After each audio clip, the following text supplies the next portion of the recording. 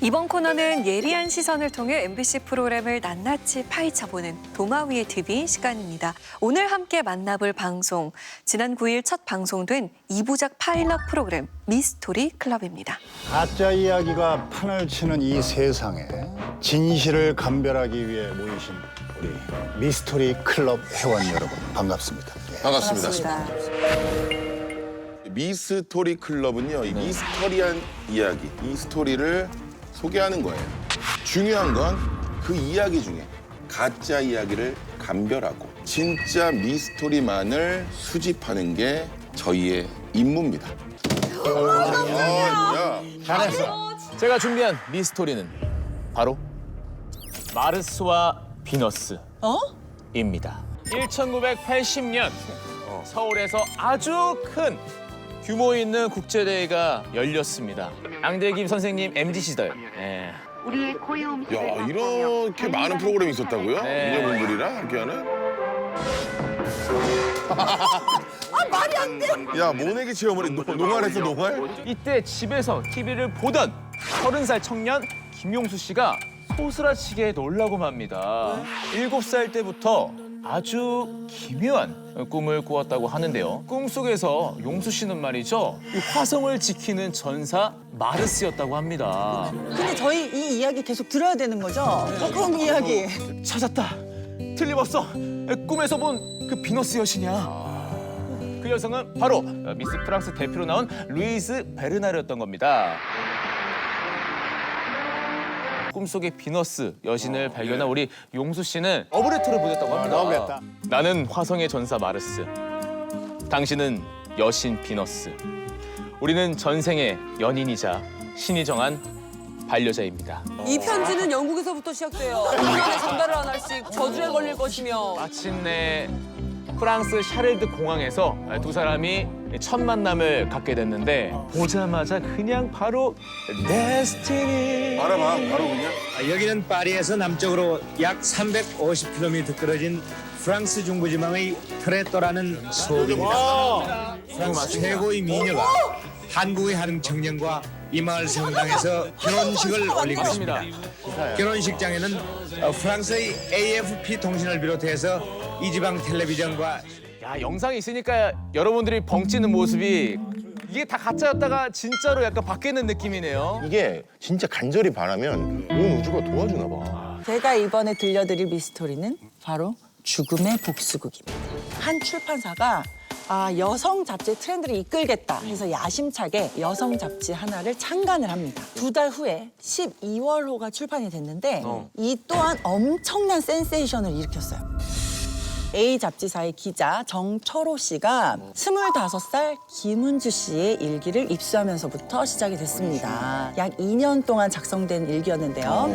은주 씨는 내가 나중에 영화배우로 크게 성공을 해서 우리 가족을 다 호강시켜줘야겠다. 이런 부품 꿈을 안고 차근차근 배우의 꿈을 향해서 가던 어느 날 이 에이전시로부터 굉장히 부당한 요구를 받게 됐어요. 정말 입에 담기도 힘든 안타까운 일들을 많이 겪었대요. 참담했던 은주 씨의 심정이 일기에 고스란히 적혀 있었습니다. 내가 에이즈에 감염됐다니 믿을 수 없다. 네가 변호사면 다야? 어디 너도 당해봐라. 모 야당 의원의 비서실장인 김모 씨를 만나 술을 마셨다. 누구나 그랬듯 나의 레이더망에 잡혀 자연스럽게 격추되었다. 에이즈에 걸린 미모의 여배우가 지난 2년 동안 장관과 국회의원 등에게 의도적으로 에이즈를 감염시켜서 복수극을 폈다고 하는 이런 기사가 사실 좀 짜집기도 할 수 있습니까, 우리 기자님이? 근데 사실 저는 좀 헷갈려요, 이게 또. 또 헷갈려. 이게 헷갈릴 게 뭐가 있나요? 이렇게 명백한 보도자료와 잡지가 있는데. 진실을 가리고 우리의 눈과 귀를 현혹시킨 이야기 사기꾼은 하나, 둘, 셋, 이야기 사기꾼!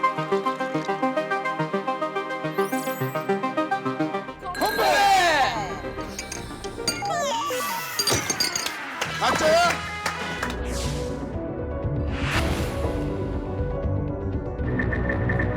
그래. 잡지 기사가 만들어냈어 이거를. 이게 가짜였어도 제가 이 미스토리를 들려준 이유가 있어요. 네. 과거에는 수많은 사람이 저 기사에 속아 넘어갔잖아요. 사실 오늘도 그럴 뻔했고. 맞아요. 과연 지금의 우리는 이런 루머나 유언비어에 휩쓸리지 않고 진실을 잘 감별하고 있는지 스스로 좀 돌아봐야 할 좋네요. 그런 좋은 시간이었던 것 같아요. 미스터리 클럽은 믿기 힘든 세 개의 이야기 중 단 하나의 가짜 이야기를 찾아내는 추리 토크쇼인데요. 대중에게 익숙한 마피아 게임과 이야기쇼를 결합한 포맷을 취하고 있습니다. 제안 위주의 스토리텔링 방식에서 벗어나서 심리전과 추리 요소를 극대화한 만큼 새로운 재미를 선사해주길 기대하면서 시청하셨을 것 같아요. 어떠셨어요? 저는 이거 보면서 MBC가 예전에 했던 2개 정도의 다른 프로그램들이 좀 떠올랐어요. 가짜 이야기들의 팩트체크를 한다는 점에서는 당신이 믿었던 페이크의 문제의식을 가지고 온 것 같고, 이야기 3개 중에 하나의 거짓이 섞여 있다는 구성이나 투표로 어떤 것이 거짓인지 찾아내야 된다는 포맷까지 과거 서프라이즈의 간판 코너였던 진실 혹은 거짓의 포맷으로 이제 풀어낸 것이 아닌가라는 생각이 좀 들었거든요. 어떤 의미에서는 이건 스토리텔링 예능 의 문법으로 만들어낸 쇼지만 MBC가 가장 잘 해왔고 오랫동안 해왔던 것들을 좀 이제 다시 판올림을 한 것 같아서 좀 흥미롭게 봤습니다. 탈진실의 시대에 비판적인 문해력을 강조한 흥미로운 스토리텔링 쇼다라는 생각이 들었는데요. 프로그램이 진실을 재구성하는 방식이 어떤 것이냐면 과거에 있었던 사건들을 저장한 아카이브, 거기서 나온 자료, 그리고 신문 기사들을 이렇게 조합해서 스토리를 재현했는데요. 영상 자료가 있다, 녹취 자료가 있다. 그러면 그것만으로 진실이라고 믿는 그런 경향이 있어요. 근데 실제로 이 쇼를 보면 영상 자료가 있고 녹취 자료가 있어도 가짜로서 꾸며낼 수가 있거든요. 그래서 그런 면에서 진실이라는 것을 우리가 다각도로 살펴보게 하고 사실이라고 해서 반드시 진실은 아니다라는 굉장히 중요한 점을 짚어줌으로써 생각해볼 만한 점을 던져준 그런 프로그램이라고 할 수가 있겠습니다. 방송 이제 프로그램의 재미적인 측면에서 이제 접근해서 좀 얘기를 해보면 실제 사건인데 굉장히 기상천외하다. 그래서 그 스토리 자체가 재미있다. 이 부분을 듣는 재미가 기본적으로 깔려 있고요. 근데 여기에 이 가짜 이야기가 더해지고 그걸 찾아낸다는 이 아까 마피아 게임 같은 설정 자체가 일종의 예능적인 어떤 재미 같은 것들을 만들어서 기존에 나왔던 아카이브 활용한 스토리 기반의 프로그램하고는 좀 차별점을 주는 부분이 분명히 있었다. 그리고 몰입감도 굉장히 많이 주는 부분들도 이 장치에서 나오는 거 아닌가 하는 생각이 들었습니다. 그 이야기를 하는 사람은 충분히 자기 이야기가 진짜인지 거짓인지 알고 있잖아요. 그것이 다 말투라든지 태도라든지 이런 것들로 드러나는데 거기서 어떤 그 단서들을 찾아내야 되는 거죠. 그래서 패널과 그 이야기하는 사람들 사이의 질의응답, 대처하는 모습 이런 것들을 재미있게 볼 수 있었던 점이 좋았고요. 그리고 또 하나는 역시나 아카이브 활용의 그 가능성들을 굉장히 폭넓게 보여준 점이라고 생각을 합니다. 프로그램 말미에 보여지는 그 자막으로 올라가는 자료 출처를 보면 굉장히 많았어요. 이를 통해서 진짜 이야기는 훨씬 더 풍성하게 즐길 수 있었던 반면에 가짜 이야기들은 어떻게 다른 것들이 짝입게 될 수 있는지 그런 걸 잘 보여주었죠. 그래서 전반적으로 본다면 저는 앞으로도 이 아카이브를 활용해서 어떠한 컨텐츠들을 만들어내야 되는지 그 숙제를 하나 남겨놓은 그런 시간이 아니었나 싶었습니다. 스토리텔링 토크쇼에 추리 요소를 결합한 구성이 눈길을 끈 것 같습니다. 미스터리 클럽에서는 MBC 아카이브에서 발굴한 사건, 사고와 실제 인물의 사연을 재구성한 이야기, 그리고 새로운 진실로 화제를 모았지만 사실은 가짜 뉴스였던 반전 스토리까지 매회 다양한 주제의 흥미로운 에피소드가 펼쳐졌습니다. 그중 가장 몰입이 됐던 내용에 대해서 이야기 나눠볼까요? 1회에 김수로 씨가 이야기했던 중국동 은행 회식 사건이 좀 가장 인상적이었어요. 강도 백상진 눈에 한 여자가 딱 붙어요. 21살 그 어여쁜 김순희 씨. 너 나랑 일 좀 해야겠어. 술하고 불고기 2인분만 사.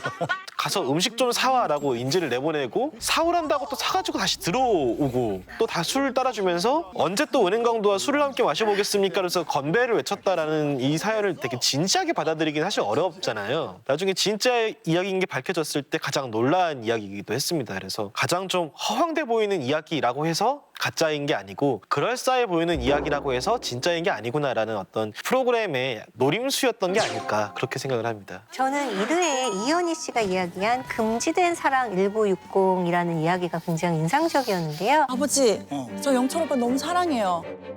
허락해 주세요. 절대 안 된다. 안 넣으면 다 넣어. 걔는 안 돼. 당연히 이 두 사람을 반대할 수밖에 없는 그런 시대였어. 전미애.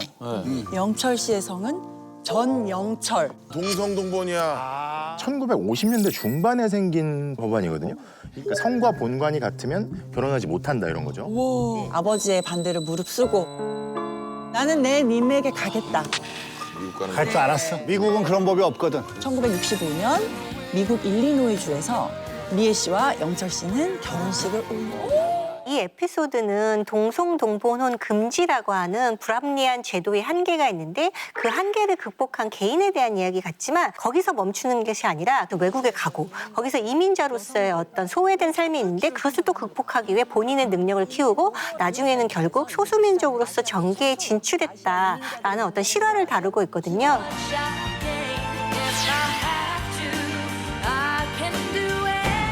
실화기반 이야기를 봤을 때는 어떤 감동을 원하는 마음이 있는데 그것을 잘 충족시켜줬을 뿐만이 아니라 자신의 주어진 환경에 만족하지 않고 그것을 극복하기 위해서 노력했던 한 인물의 입지전적인 모습까지 더한다는 면에서 굉장히 흥미로운 이야기라는 생각이 들었습니다. 저는 2회에서 이제 이현희 씨가 이야기했던 죽음의 복수국 이 편이 굉장히 인상적이었는데요. 우리나라의 그 에이즈라고 하는 것들이 알려지면서 그것에 대한 공포 그리고 그것을 중심으로 했던 괴담 같은 것들이 굉장히 많이 있었죠. 그리고 또 한 축에서 본다면 사회 지도층들의 부적절하고 부도덕한 행동 정말 그럴듯한 두 개의 소재를 딱 뭉쳐놓으니까 아 이거는 정말 사실일 것 같아 이렇게 생각하게끔 이야기 구성이 굉장히 흥미롭게 되어 있는 점들도 있고요. 무엇보다도 저는 이 이야기가 좀 흥미로웠던 거는 언론이 어떻게 대중을 자기의 목적에 의해서 좌지우지했던가를 잘 보여줬던 사건이라고 생각을 합니다. 디지털 시대에는 어떤 복제가 굉장히 용이한 시대가 되었잖아요. 우리가 정말 참과 거짓을 구별할 수 있는 그런 자세를 가져야 된다는 면에서는 이 이야기가 갖고 있는 의미는 크지 않았나 하는 생각이 들었습니다.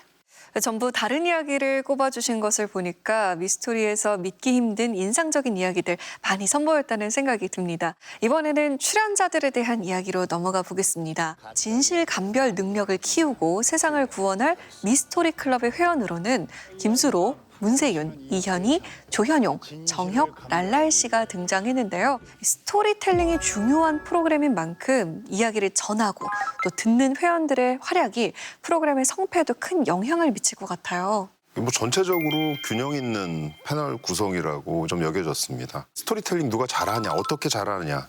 이 부분이 굉장히 중요하기 때문에 이야기꾼 역할이 가장 중요하지 않나 하는 생각은 들었어요. 김수로 씨 같은 경우는 연기를 하면서도 특유의 말하는 예능 투가 있어서 그런지 굉장히 유쾌하게 이야기를 좀 하는 부분들이 좀 있어요. 그리고 문세윤 씨는 진지함 안에 약간 웃긴 면들이 좀 같이 들어가거든요. 그리고 이현희 씨 같은 경우는 여성에 대한 이야기들을 했을 때 훨씬 더 효과적으로 좀 몰입하게 만드는 그런 부분들을 좀 많이 보여줬습니다. 그래서 이 세 분의 이야기꾼으로서의 큰 활약이 좀 돋보였고요. 2회에서 이제 이야기꾼으로 참여했던 정혁 씨 같은 경우는 아무래도 젊어서 그런지 젊은 세대의 어떤 패기 같은 것들이 좀 많이 보였어요. 그리고 그 조현용 기자 같은 경우는 직업이 기자다 보니까 합리적인 의심도 좀 던져가면서 하는 자기 역할이 분명히 있었다고 보이고요. 랄랄 씨는 리액션만 봐도 좀 발랄하더라고요, 전반적으로. 그래서 이분이 향후에 이야기꾼으로 나왔을 때도 충분히 좀 재미있겠구나라는 기대감을 좀 갖게 해줬습니다. 이야기꾼의 역할만큼이나 이거를 듣고 추리하고 딴지를 거는 리스너의 역할도 굉장히 사실 중요하고 이 부분이 조금 더 강조가 됐더라면은 좀 쇼의 밸런스가 맞췄을 것 같다는 생각이 들거든요. 그런 점에서 조현영 기자 같은 경우는 날카로운 팩트체커 역할을 맡은 것 같은데 사실 그에 걸맞은 능력을 보여줄 만한 포인트가 충분치는 않았던 것 같아요. 그리고 다른 패널들도 리액션 자체는 괜찮았지만 이야기꾼이 어떤 반박을 하지 못할 만큼 이렇게 궁지로 몰아갈 만큼 날카롭게 추리를 펼쳤는가 이렇게 생각해보면 약간 그런 부분에서는 아쉬웠어서 날카로운 시선으로 이야기의 디테일을 좀 짚어줄 만한 전문가 패널이 뭐 한 명 정도 더 있었더라면은 미스터리 기획 의도인 이제 가짜 뉴스를 감별하는 촉에 대한 부분도 더 강화할 수 있지 않았을까라는 아쉬움이 좀 있었습니다. 스토리텔링 쇼가 많은 경우 우리가 느끼기 일방적으로 전달된다는 느낌은 있어요. 화자가 주로 이야기하고 청자는 약간 수동적으로 듣는다라는 생각이 있는데 이 미스터리 클럽 같은 경우에는 회원들이 남의 이야기를 들으면서 굉장히 다양한 감정을 발산해요. 뭐 놀람, 충격, 회의, 의심 이렇게 하다 보니까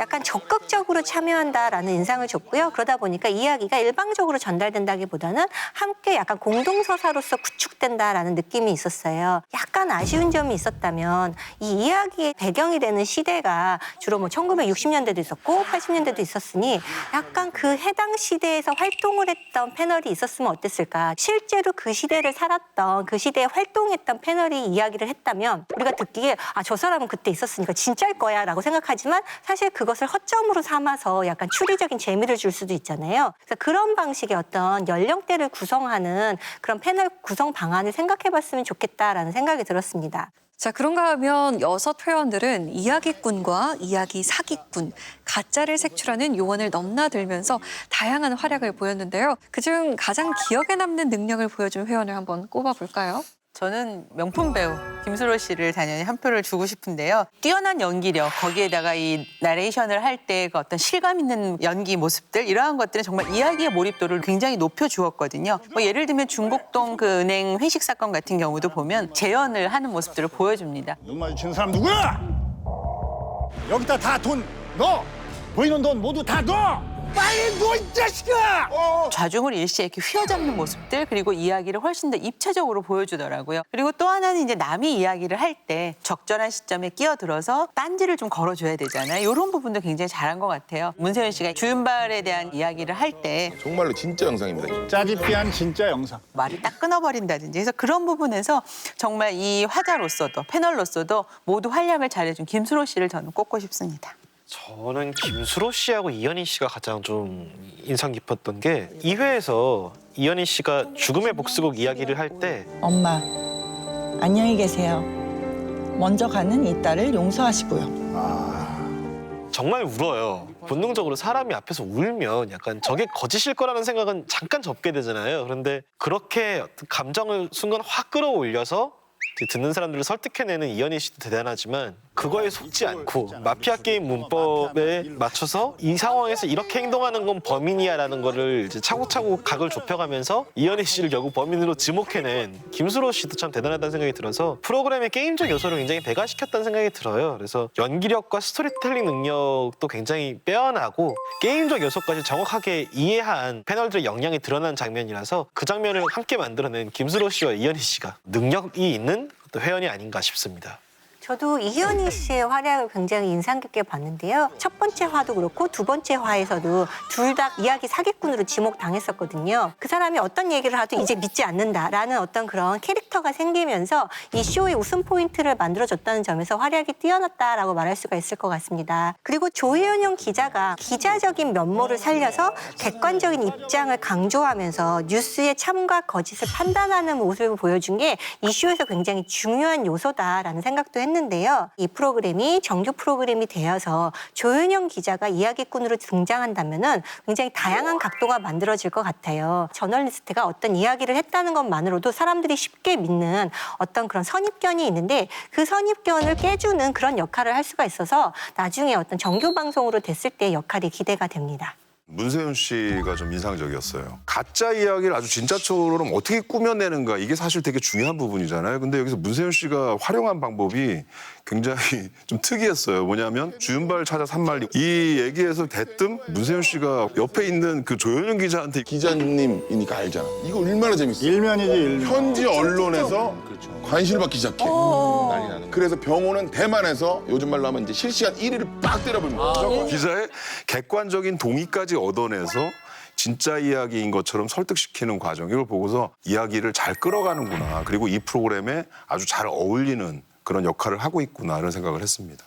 최근 몇 년 사이 스토리텔링형 프로그램들이 많은 사랑을 받아왔죠. 역사, 범죄, 공포 등 다뤄지는 분야도 확장되고 있는 추세인데요. 미스터리 클럽은 여러 가지 형태의 변주를 통해서 스토리텔링형 프로그램의 진화 가능성을 보여줬습니다. 만약에 미스터리 클럽이 정규 방송으로 돌아온다면 어떤 점을 보완해야 할까요? 이 미스터리 클럽은 이제 스토리텔링과 추리라는 두 축을 갖고 있죠. 그래서 스토리텔링 면에서 본다면 이야기의 구성은 저는 상당히 안정적이었다고 생각을 합니다. 여러 가지 장치들을 통해서 굉장히 몰입감도 높여주었고요. 또 증거 화면으로 제시된 것들을 보면 그 안에서 어떤 시대의 풍속 같은 것들을 우리가 좀 볼 수가 있어서 보는 재미도 굉장히 잘 만들어내서 이야기쇼라는 측면에서는 굉장히 잘 구축되어 있다라는 생각이 드는데 심리 게임인 반면에 밀고 당기는 재미 이러한 것들이 좀 덜 살아난 것이 굉장히 많이 아쉬운 미움으로 남았어요. 뭐 예를 들면 그 주윤발 이야기가 나왔을 때도 대만에 간 거는 맞을지 모르지만 주윤발을 만나러 갔다는 얘기는 아무도 하지 않았다라고 하니까 문세윤 씨가 급하게 손을 이렇게 막 쪼물락거리는 장면들이 나와요. 그 정도면 병원을 가야 되는 거예요. 잘 판단하시고. 여기서 조금 더 재미를 살려주었다라면 그 추리의 과정들이 좀 더 살아날 수 있지 않을까 하는 생각이 들었습니다.